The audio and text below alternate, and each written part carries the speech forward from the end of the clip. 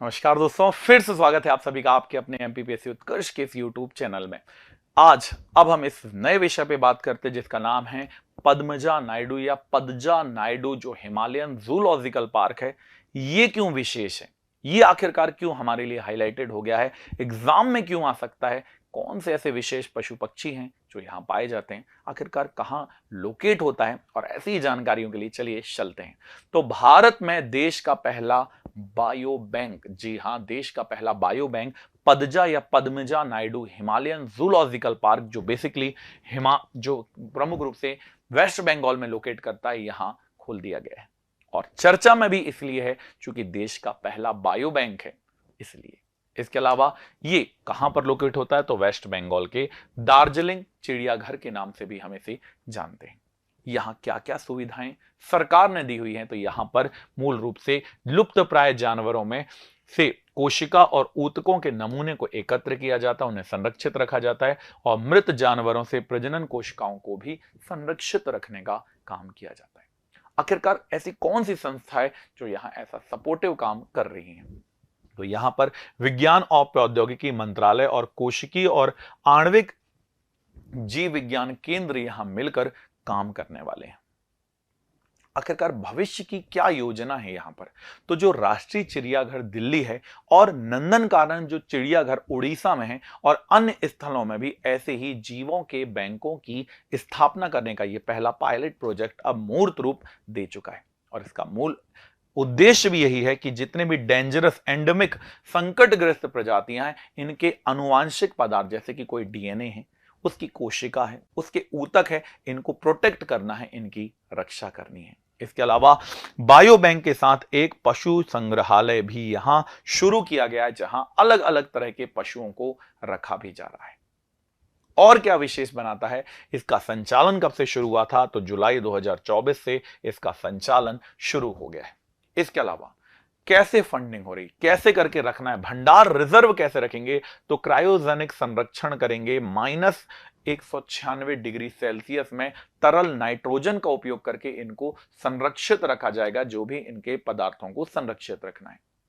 वर्तमान संग्रहण की बात करें तो 23 जो संकटग्रस्त प्रजातियां हैं और 60 पशुओं के अनुवांशिक नमूने को रखा जाना है फरवरी 2025 तक।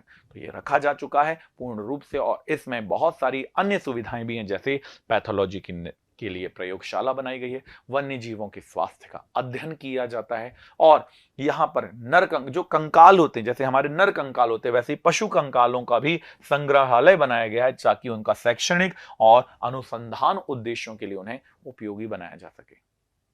किसने उद्घाटन किया था, तो यहां पर वेस्ट बंगाल के जो वन मंत्री हैं विरवाहा हांसदा जी, इन्होंने ही इसका उद्घाटन किया था। और यहां संग्रहण का जो संकटग्रस्त प्रजातियां हैं, इनको फिर से कैसे पुनरुद्धार किया जाए, कैसे इनकी संख्या को बढ़ाया जाए, इसके ऊपर रिसर्च की भी जा रही है।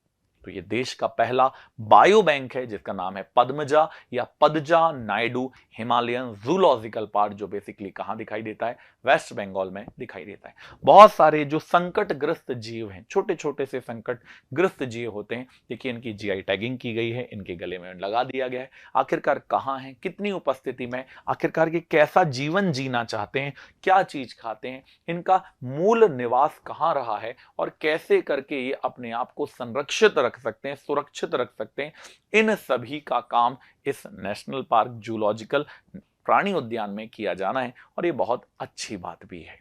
अब चलते हैं और आगे की ओर कि पदजा जो नायडू हिमालयन उद्यान है, इसमें और क्या बात है।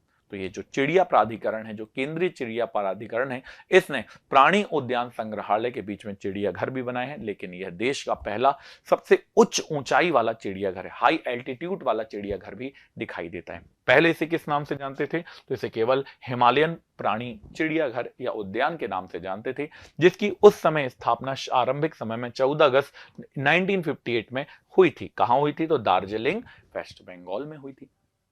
कौन है संस्थापक इसके, तो विज्ञान और प्रौद्योगिकी विभाग और वेस्ट बंगाल सरकार के शिक्षा विभाग के संयुक्त प्रयासों से इसे बनाया गया था।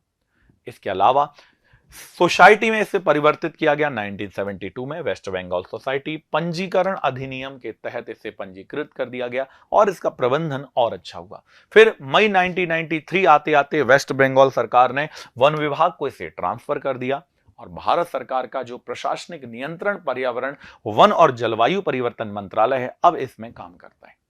1975 में फिर तत्कालीन जो प्रधानमंत्री इंदिरा गांधी जी थी, उन्होंने श्रीमती पद्मा नायडू, जो पूर्व राज्यपाल वेस्ट बंगाल थी, इनकी स्मृति में इसका नाम परिवर्तित किया और world Association for use and aquarium, है ना, जूज एंड एक्वेरियम, WAZA के अनुसार विश्व में सबसे अधिक जनसंख्या में हिम तेंदुए कहां पाए जाते हैं? इसी दार्जिलिंग के इस चिड़ियाघर में पाए जाते हैं। तो कितनी अच्छी बात है, हिम तेंदुओं को यदि देखना है तो यहीं जाइए।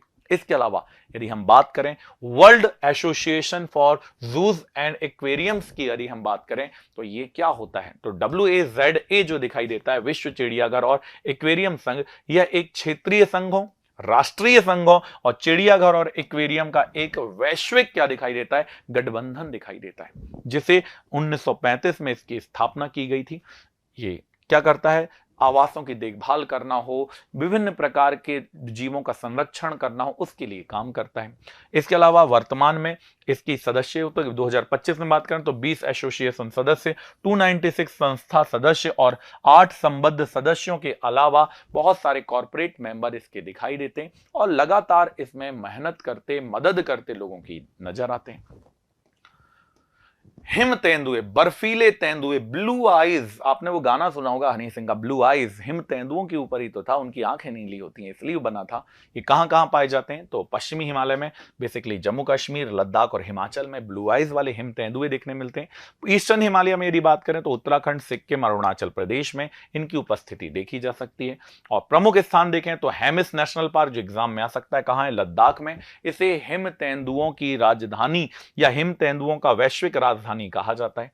दूसरा है ग्रेट हिमालयन नेशनल पार्क, जो बेसिकली हिमाचल प्रदेश में है। इसके अलावा गंगोत्री नेशनल पार्क उत्तराखंड में, कंचनजंगा नेशनल पार्क सिक्किम में है। यहां पर इनकी उपस्थिति ज्यादा देखी जाती है। अब बायोबैंक के बारे में जानते हैं। तो बायोबैंक क्या है भाई? तो बायोबैंक एक फ्रोजन जू है। इसे क्या कह सकते हैं? जमा हुआ जू, फ्रोजन जू के नाम से जानते हैं, जहां लुप्तप्राय जो जीव जंतु, उनके DNA है, उनकी कोशिका है, ऊतक है, इन सभी को संरक्षित और सुरक्षित रखा जाता है। अभी तक यदि बात करें तो 23 प्रजातियों के लगभग 60 पशुओं के नमूनों को यहां एकत्र कर दिया गया। कितने डिग्री में रखते हैं? तो -196 डिग्री पर नाइट्रोजन, तरल लिक्विड नाइट्रोजन में से रखा जाता है और इससे इनकी आनुवांशिकी विविधता को बनाए रखने में हमें सहायता मिलती है। इसके अलावा भारत में राज्य बायोबैंक कितने हैं? तो 19 राज्य बायोबैंक हैं, पर राष्ट्रीय स्तर पर यह दिखाई देता है। इसके अलावा जीनोम इंडिया कार्यक्रम क्या है? साइंस में आप इसे जरूर पढ़िएगा। इसमें 99 जातीय समूहों के लगभग 10,000 जीनोमों का अनुक्रमण पूरा भी किया गया है। दुर्लभ जितने जीव हैं उनके बारे में यहां उपचार किया जाता है। इसके अलावा जीनोम इंडिया परियोजना की यदि हम बात करें तो 10,000 से अधिक जैविक चीजों के नमूने लिए गए हैं और इन्हें किस तरीके से? तो कार्डियोमेटाबॉलिक रोगों के बेहतर पूर्वानुमान लगाना, कैसे करके इन्हें बचाया जा सकता है, इन्हें संरक्षित रखा जा सकता है, इसके लिए ये काम करता नजर आता है। अब ब्लू आइज वाले हिम तेंदुओं के लिए कौन कौन से संरक्षण प्रजनन कार्यक्रम चल रहे हैं? तो भैया दक्षिण पूर्व एशिया में सबसे सफल और एकमात्र प्रजनन कार्यक्रमों में से एक दिखाई देता है, जिसकी शुरुआत हिम तेंदुओं के लिए एक्स-सिटू संरक्षण, चिड़ियाघर में संरक्षण करने के लिए मूल रूप से की गई थी और यह बहुत महत्वपूर्ण भी दिखाई देता है। और कहां की जा रही है? तो सबसे बेस्ट और सबसे हाई एल्टीट्यूड में यही दिखाई देता है, Padma Naidu Himalayan Zoological park, जो वेस्ट बंगाल के दार्जिलिंग में दिखाई देता है। इसमें शुरुआत 1983 में वैश्विक बंदी प्रजनन कार्यक्रम के तहत की गई थी और इसमें यदि हम देखें तो यह देश का पहला गैर स्थानिक संरक्षण प्रजनन कार्यक्रम भी दिखाई देता है, जिसे 1986 में हिम तेंदुओं के लिए मूल रूप से सुरक्षित रखा गया था। फिर चिड़ियाघर में लगातार अच्छे संरक्षण के कार्यक्रम चलते रहे और ये कार्यक्रमों से देश में हिम तेंदुओं की संख्या में लगातार वृद्धि भी हुई। अब भारत में यदि प्रमुख चिड़ियाघर की बात करें तो प्राणी उद्यान अलीराजपुर कोलकाता में, Padma Naidu Himalayan Zoological Park West Bengal में हमें दिखाई देता है, उत्तर बंगाल वन्य जीव पार्क बंगाल सफारी सिलीगुड़ी में लोकेट होती है, जंगल महल प्राणी उद्यान ये झालग्राम में दिखता है, Sundarban wildlife animal park ये झलखड़ी में दिखाई देता है। इसके अलावा वर्धमान प्राणी उद्यान ये वर्धमान में है। रसिक बील मिनी चिड़ियाघर ये कूच बिहार में दिखता है।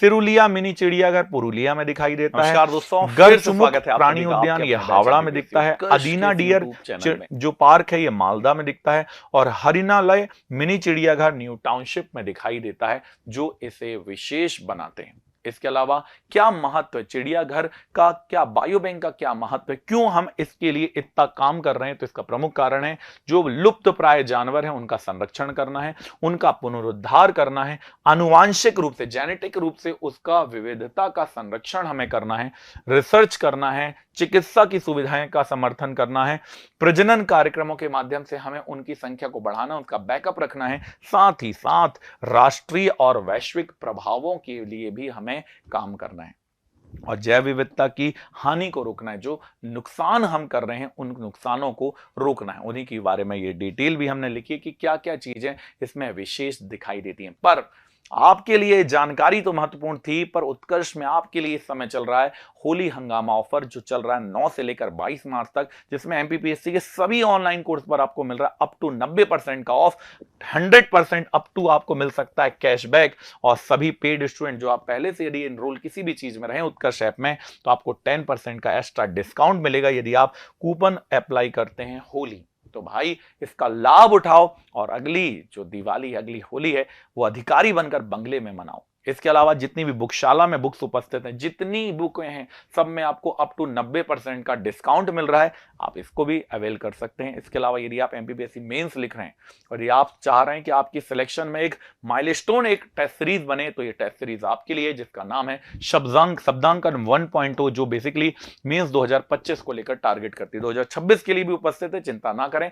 ये हिंदी में अलग, इंग्लिश में अलग है। इसमें टोटल 40 टेस्ट होने वाले हैं, यूनिट वाइज 16, पार्ट वाइज 16, एफएलटीज 18, आपकी रैंकिंग पता चलेगी, आपको एनालिसिस पता चलेगा, ट्रेंड के अनुसार आपसे क्वेश्चन इसमें रखे जाते हैं, आपको इसका डिटेल सॉल्यूशन मिलेगा। ऑफर में ये मात्र और मात्र भैया भी मात्र 2000 रुपए में दिखाई देती है। तो इस होली हंगामा ऑफर का लाभ उठाइए और अपने आप को सफल बनाइए। मुलाकात होगी फिर से आपसे अगले किसी वीडियो में। अपना ध्यान रखें, अपने माता पिता का ध्यान रखें। जय हिंद।